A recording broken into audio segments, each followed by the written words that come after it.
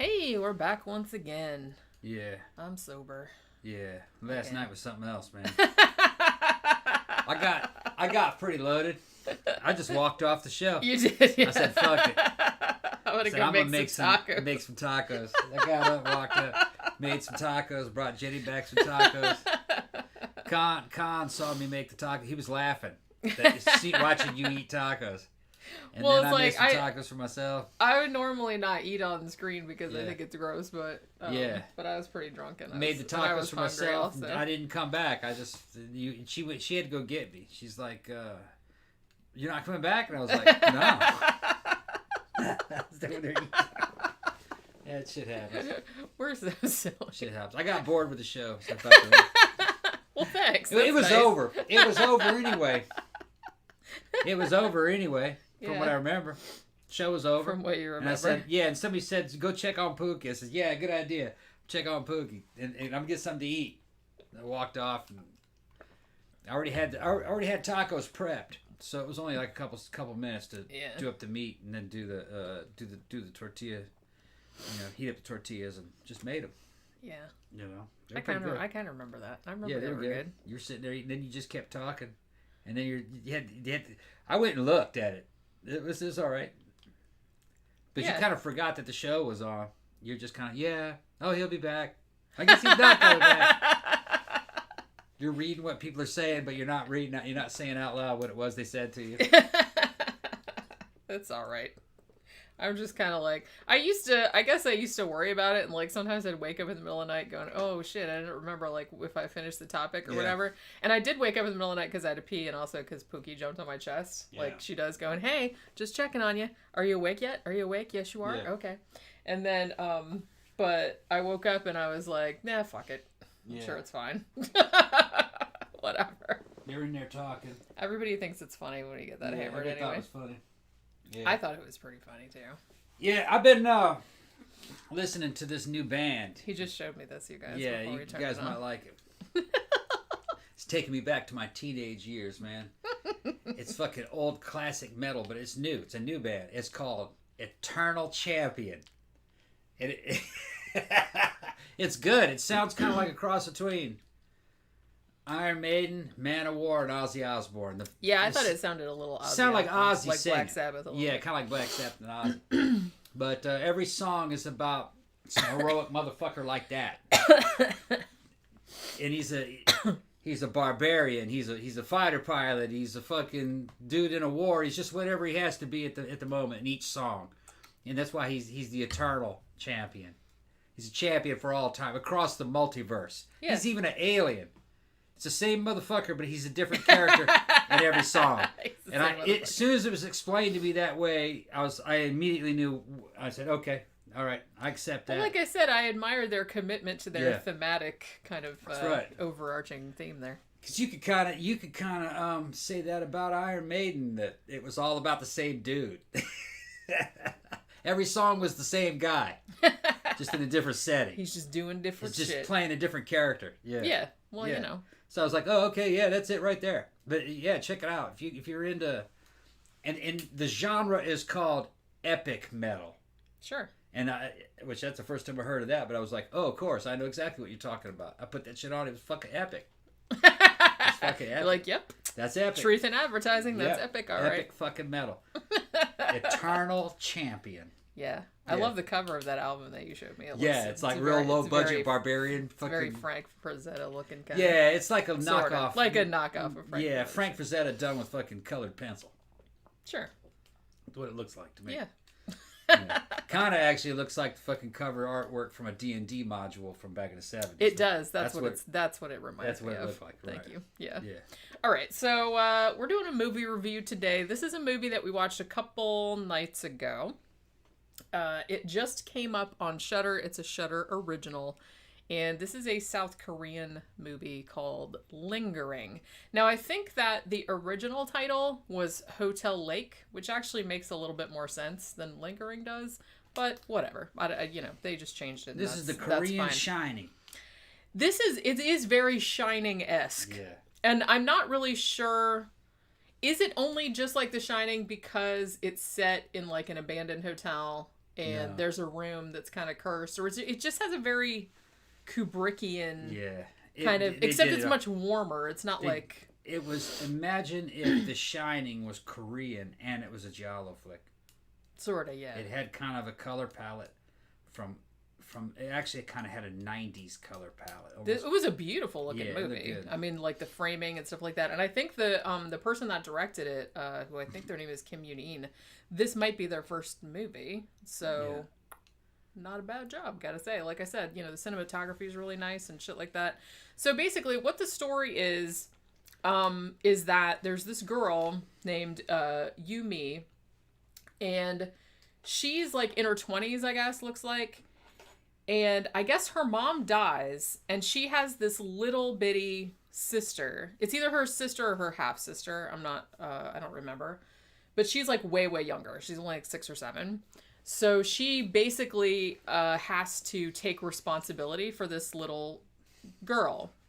And she's not too jazzed about it because I guess, she doesn't have a job. She's kind of, she doesn't have a lot of money, and she's kind of having her own shit. And I guess she was kind of estranged from her family prior because, she thinks the mom committed suicide or had mental illnesses, and she's afraid she might follow in the footsteps of blah, blah, blah. So there's like this whole thing.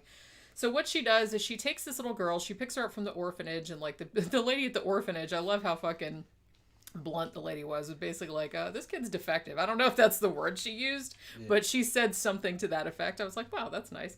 But so she takes the little girl from the orphanage, and she goes to this kind of remote hotel that her mom's best friend owns.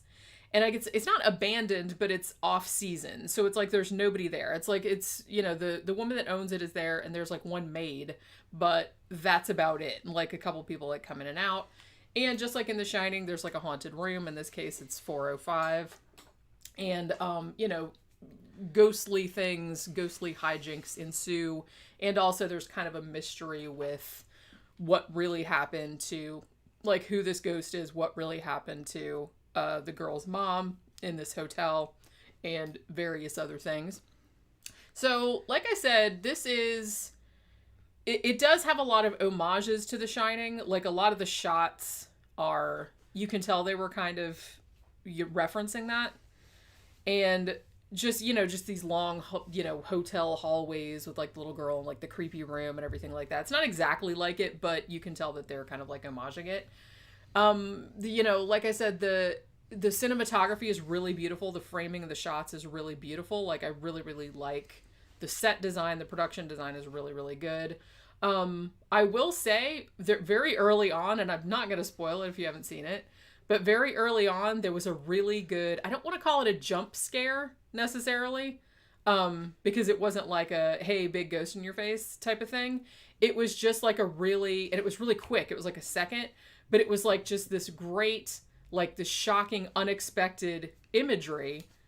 And when I saw it, I just went, like that. And like, I don't do that, like when I watch horror movies. Yeah, and I missed it. I was looking away at the time. And I was like, oh my God, that was great. Yeah. I didn't get to see it. Just because I didn't expect it. Yeah. So I will say that it had one of my, like I said, I don't want to call it a jump scare because it wasn't like, it wasn't like that. But it was just like an unexpected moment. And I was just like, wow, I really, really like that. And I feel like that was kind of like the best scare in it. I will say that this movie it's definitely a horror movie, and it's creepy, and there's ghosts and stuff, but it's a lot more of like, it's pretty subdued, and it's a lot more of like a drama. It's like a little slow. A little bit. Like, it's like a family drama, like with occasional ghost activity. I kind of, yeah. You know I liked it. I liked it. It's just that it was a little slow, and my mind started to wander a couple times. The story was a tad convoluted. I was going to say that. I had a hard time following the story. Tad convoluted. It's a little Korean in the way that they did things. Korean writing is sometimes kind of like Japanese writing. Let's say storytelling. Korean storytelling is kind of like Japanese storytelling. It's not quite in the same 3-act kind of situation as it is in Western stuff. It kind of meandering. Well, and you really have to pay attention to like every conversation. You're not really sure what's important and what isn't, and then all of a sudden something happens. You're like, why did that happen? It's because you really weren't paying attention. You know what I mean? 15 minutes ago, or something that happened. But I did like the tone. All right, it's set in a hotel that looks very abandoned, and it's kind of octagonal and maybe about 7 stories tall, but it doesn't look very big around. And it's got an abandoned parking lot outside of it. It's out in the mountains. It took me back to Korea. I mean, you used to see stuff like that in Korea. Just some building. You're like, what the fuck is that? You know what I mean? And it did look, they would look abandoned. You're not really sure if you're looking at a government building. Is that an apartment, or is that a damn pump house, or is that part of the water department? What the fuck is that? Because some of the stuff in Korean, some of the stuff in the Korean architecture, it's not... Back in those days, it wasn't real recognizable to a Westerner. You wasn't sure what kind of building you were looking at. Yeah. The way they built things. And you can tell this really is an abandoned location from at least the outside, the exterior shot that they showed you. And you used to see that shit a lot down there. So it kind of took me back to that. And you could tell that was some funny architecture. It's not... The base of the building, which is octagonal, is not very big, but it's kind of tall. Almost kind of like a small version of the Leaning Tower of Pisa or something. Then you get in there and you find out it's a hotel with like an octagonal central open space with halls that go around, and there's rooms on the outside of it. And when you look up, it looks big until somebody looks over the fucking rail and you realize how small that internal space is. Yeah. You can see why it was abandoned. It didn't look like it would be an ideal business, you know what I mean, business layout. It looked a little small for what it was. Yeah. But what it did is that it gave the movie a certain tone. It reminded me of something like one of those Dead Mall videos. It did kind of have that feel to it. About? I really liked... Or urban exploration type video. I really liked it because, I mean, the hotel didn't look like shitty. Like, it wasn't like falling apart or anything. Like, it still looked like it was in okay shape. The shapes, though, and the colors of the places were a little weird. Yeah. And, you know, it was that Koreans had a weird way of faking Western architecture, too. Like, some of the clubs we used to hang out with, they would try to make that shit look as comfortable for us as possible, you know, make it look Western, right? Yeah. So they'd have damn Old West wagon wheels and shit in it, fucking hanging from the ceiling, mixed with something else, like from a scene from something out of Holland. So you could, you know what I mean? So you're like, wait a minute, hold on. It's all Western European shit. Yeah, but it's fake Old West, like 1950s Old West, mixed with fucking the little Dutch boy, and you know what I mean? In Mexico over here, throwing everything. They didn't know what they didn't have any cultural context for any of this shit. And you used to see some of that stuff in architecture, some of the new architecture they would make. It would look like a cross between Korean and Western mixed with, I don't know, tacky sometimes. You know, just some tacky shit. And they think that would look real fucking sophisticated, but you're looking at some tacky shit right there, you know? And so that's what you're seeing, and you saw that in that architecture, right? Like, you know what I mean? The things over the doors the arches are kind of strange shaped, and it's just the way Koreans used to do things. I think that was a 90s build. That building. Yeah, it might have been. It looked like it was the 90s. And I was there in fucking 1991 and 1990. And there was a special version of 90s Korean tacky. You know, you used to see it. And that was kind of it right there. Yeah. Yeah, better than usual, though. That was supposed to, you know, they kind of had it dressed up like it was an abandoned high-class hotel at one time, you know. Yeah. That'd have been pretty good for Korea, especially that area that they showed. That was out somewhere near fucking Imjimgak is what it looked like. Rolling hills up almost in the north. Yeah, I'm not really sure. I don't even think they said like where it was supposed to. I guess it didn't really matter because like other than the beginning where she picks like her little sister up from the orphanage, pretty much the whole thing takes place in the hotel, right? I don't think there's any. As you go north in Korea, as you start going to the northern part of South Korea, it just ends up being rolling hills, nothing but just rolling hills and rice paddies and flat areas.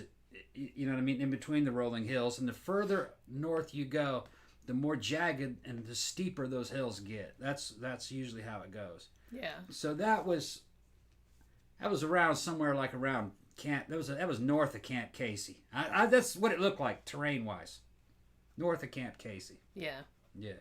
But yeah, this was. I mean, it's not doing anything revolutionary in the Asian horror milieu if you want to like be snobby about it. It does. It has like a lot of the same, tropes that, other Korean horror movies have had, that other Japanese horror movies have had. You got your, long-haired ghost, like with the long black hair, and it, kind of creeps around and pops up in the mirror every now and then. But that said, if you kind of like more slow burn, kind of gothic, sort of more drama mystery, like with a little bit of ghostly shit in it, it's worth watching. I think it's worth watching. I really liked, there was just something about it that was really, I guess it was like the whole environment. Like I really liked the look of the inside of that hotel and like just the feeling that it gave you while you were watching it. So it's like even during the parts like, in the second act when it was like slowing down a little and I was getting a little bit confused as to like what was going on, I was still like interested to see what was happening just because it was so cool looking. You know what I mean? Also, I gotta say the little girl that was in it was great. You know what I mean? A lot of child actors, maybe not so much nowadays, but a lot of child actors are kind of, they're annoying or shrill or whatever, but she did a good job and she was adorable also. Sandra says, who clicked the thumbs down? Sandra, don't worry about that shit, man. Whenever I start talking, they see me, they're gonna click the thumbs down because I'm fucking pretty, man. Because I'm fucking pretty. They can say, that jealous. Handsome motherfucker, and they're gonna thumbs down. Fuck that guy. Fuck that dude. That's what they're doing.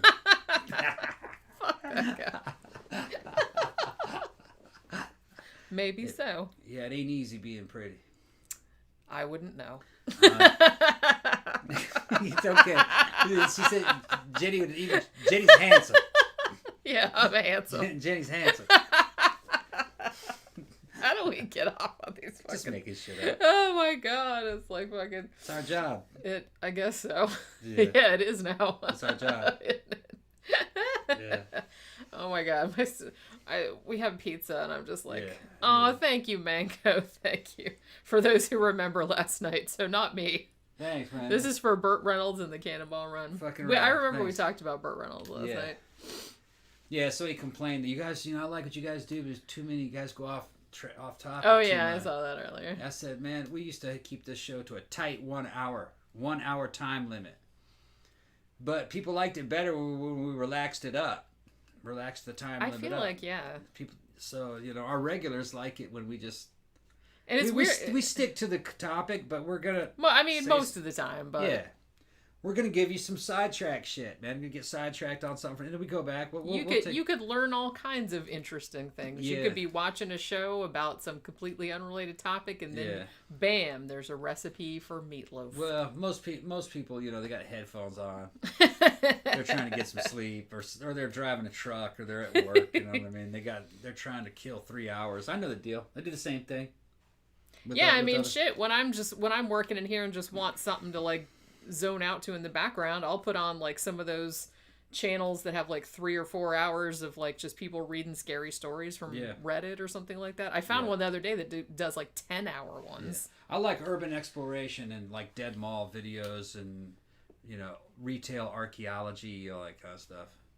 Just something that's got a good soundtrack and they just show me. Yeah, because they have like all that vaporwave in the background, and usually like most of your main like dead mall videos, like Dan Bell and Sal. Yeah. Who does that's those too, and Sal, retail archaeology and retail archaeology, like they have like really relaxing voices. Yeah, so with good relaxing soundtrack in the back. Yeah, well, like I said, that's one of Dan Bell's videos that had that Olivia Newton-John song in it. Yeah. That was what inspired us to watch Xanadu the other day, just because of that fucking song that was playing in the background.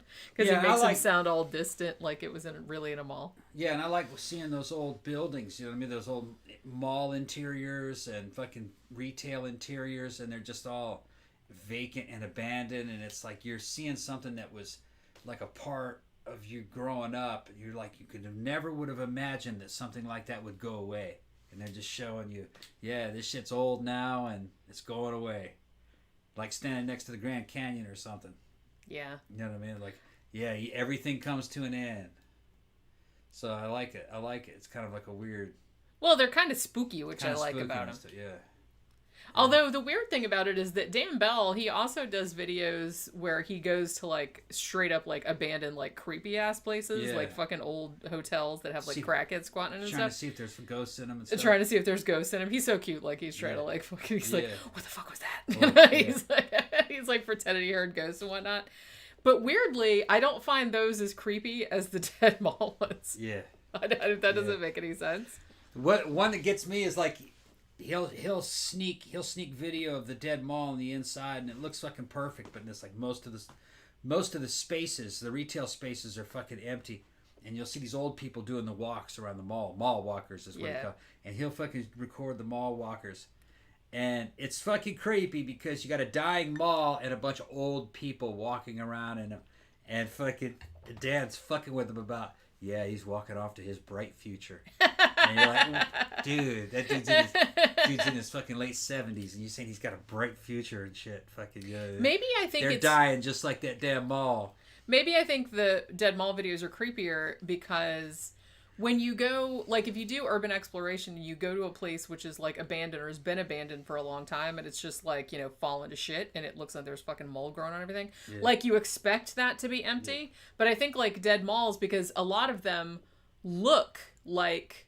still kind of brand new, like especially, so I think the creepiest ones are the ones that still look new, like they haven't been, you know, they haven't been abandoned that long, and then there's just nobody in there. To me, that's like creepier than like a place that looks like has been abandoned for a long time. I don't know. Yeah, Svet from Bulgaria giving us a thumbs up, saying he's a big fan. What's up, Bulgaria? Right. Wow, we got people from all over the world. Way deep, all over the world. Deep in the honky motherland. Deep in the honky motherland. That's right. Oh my god. Oh man. All right. Yeah. I need a nap. Yeah. But yeah, so I told Tom, I was like, well, he talking about old man nap. I said I need an old lady nap today. Not usually, but today I do. Yeah, I think the dead malls videos are creepy when the mall, like you said, is in pristine condition. Yeah, that's to me like creepier. Yeah, one of the ones that was dying was just fucking totally empty. It was a brand new mall. It was only 8 years old. It was like the last mall to yeah, be they made. built it like fairly recently, like as mall construction goes. Yeah, it was 8 years. I think it had only been there for 8 years at the time that he recorded it, but that was probably like 5 years ago. But that was like the last mall ever built, and it was beautiful, pretty much. Wood floors, totally empty, nobody in it. Yep. We knew a place like that. We did a podcast from a mall like that. Remember, fucking the old Gods and Monsters. Yeah. And it was a big, beautiful mall. It's gone. It's torn down. Yeah. Did you know that? Yeah. And they put a damn amusement park in the middle of the mall. Yep. Or not really an amusement park. What do you call it? Like a big obstacle course. Yeah. You could crawl across it. It didn't attract anybody. He wants to. Are there many abandoned malls in the U.S.? There are quite a few. I don't know how many there are offhand, because a lot of the dead mall channels that you see, like some of them go to the same ones. Yeah. But because some of the ones that are like kind of famous, but not all malls in the U.S. are dead. I mean, before the pandemic, we had our Altamont Mall, which is not too far from us. That's where we used to go to the movies. Yeah. That was I think every storefront was occupied still. Yeah. I think it still had all or most of its anchor stores. Yeah, but and it was usually pretty busy. Yeah, the problem was that the anchor stores that keep those places open were all closing nationwide. Yeah. So I don't know how it's doing now. That may not even be there anymore. We have to go back and look at it. And then once the anchor stores are gone, they're the ones paying the rent. Paying the most rent. Paying the most rent to keep the mall air conditioned. And then once they're gone, you can't really air condition the thing for very long, and people start leaving. I mean, some of them they've been able to convert into, like, say, office space. Yeah, but even that's going away. But because retail, what do you call it? Commercial office real estate is fucking plummeting in most of the country. So it won't. Well, yeah, I mean, since most people have been transitioning to like work from home, like working remotely. So, but if you want to see what we're talking about, you want to go on YouTube and go look for Dan Bell. Yeah. That's the name of the channel. Dan. Is it just Dan Bell or This Is Dan Bell? Might be This Is Dan Bell, but you can just put Dan Bell Dead Malls and his shit will come up. Because he's kind of the best known. Yeah, he's the best one, and you can watch his entire series. You can just zone out And it's kind of like everything's very retro, everything's very nostalgic. It's like what it was like growing up in the 80s and the 90s in the United States. When malls were the main way we got our retail products. Came from malls. All replaced by cell phones. Now, you can't compete with cell phone and Amazon. You just can't. Yeah. Well, the prices and the selection are so much better, and I order it, and the next day it's at my front door. Yeah, it's like you can't get any easier than Yep. that. And it saves you money on gas, and it sucks because it puts everybody out of a job. But that's the way technology increases. You don't see people shoeing horses much anymore. You don't see people making carriages. You don't see people running fucking steam engines. Churning butter. You don't see people churning butter much. Although I bet it's good if you churn it. Yeah. I made butter before. With cream, just keep whipping it. Yeah. A little bit of salt. And it'll turn into butter. It's really good. It's got to turn into whipped cream first, and then it boom collapses into butter. Like magic. Yeah, it's really good. But doing it by hand would be a bitch, though. I use an electric mixer. Well, yeah. But it was just another time. I don't know how old you are, Sven, but that was how we got our shit. He goes, 19 America rocks. He's looking at the channel. 1980s America, we were there at the time, and we thought it was fucking really fucking high tech back in the days, but you look at it now, and shit, man, it was like $600 for a fucking shitty color television. Yeah. $8,000 for a really shitty fucking American car. You look at the architecture and the clothes, and it looked very fucking... We remember what it was like trying to shop. There just wasn't any selection. Yeah. You'd have people talking about, oh man, it's capitalism, and this and that. It didn't seem like capitalism. It seemed more like the Soviet Union. It was, you had to pay for shit, but it was very bulk, the products were very, very generic, and there were a lot of them, and it was kind of like a top-down kind of supply chain that was forced on you. You went to the store, and this is what you have to buy, and only this. This is all you have. Yeah. Like, you couldn't find any goth clothes, or you'd have to go to some special shop like out in New York. Or you'd have to mail order. You'd have to mail order it. We used to mail order stuff, So it really wasn't until the mid-90s you started seeing online shopping and a good selection and choice. And that shit felt high-tech as fuck.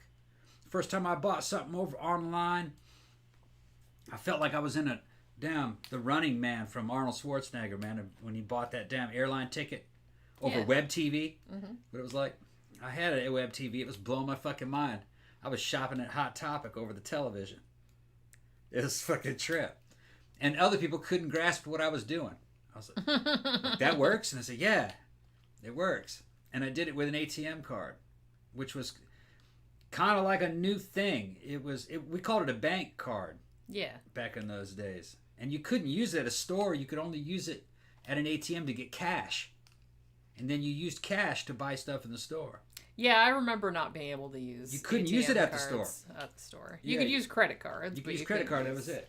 You couldn't use an ATM. But I used an ATM card to pay for something over the internet, and that somebody saw me do it. I don't remember what it was, and it blew their mind.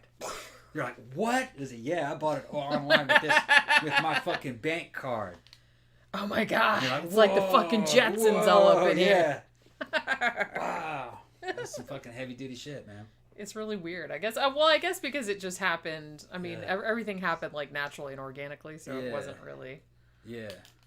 It's really weird, like how incremental, like how different it is nowadays. But since it happened in small increments, it wasn't like a big shock or anything. You look back and it's technology just built up. Now it's just collapsing. The technology that we have is collapsing huge sectors of the fucking economy. Retail fucking retail real estate and commercial real estate for offices and stuff. It's just cities are going to go obsolete because there's no real reason for a city. Like it used to be, you'd have to move to downtown New York to do online to work for some kind of banking firm. You're making $700,000 a year. Well, you can do that from home now, and you can live in Mississippi and do it, working for a New York firm in Mississippi in your house. So you don't need to spend $7,000 a month for your high-rise apartment.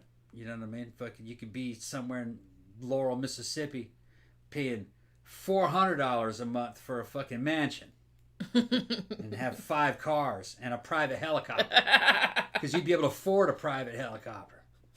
So in a way, it's kind of getting more efficient. It's cutting out a lot of middlemen.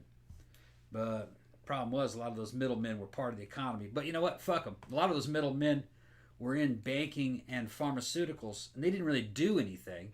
They just had this position where they could grift off of the flow of money.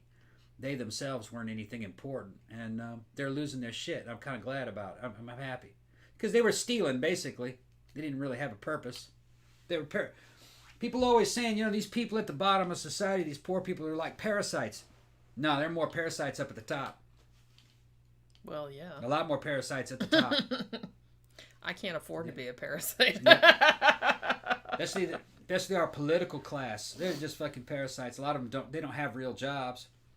They got fake jobs. They get grift and bribes and kickbacks, selling off the power of their office. All that shit's gonna get exposed though over time. People know what's going on.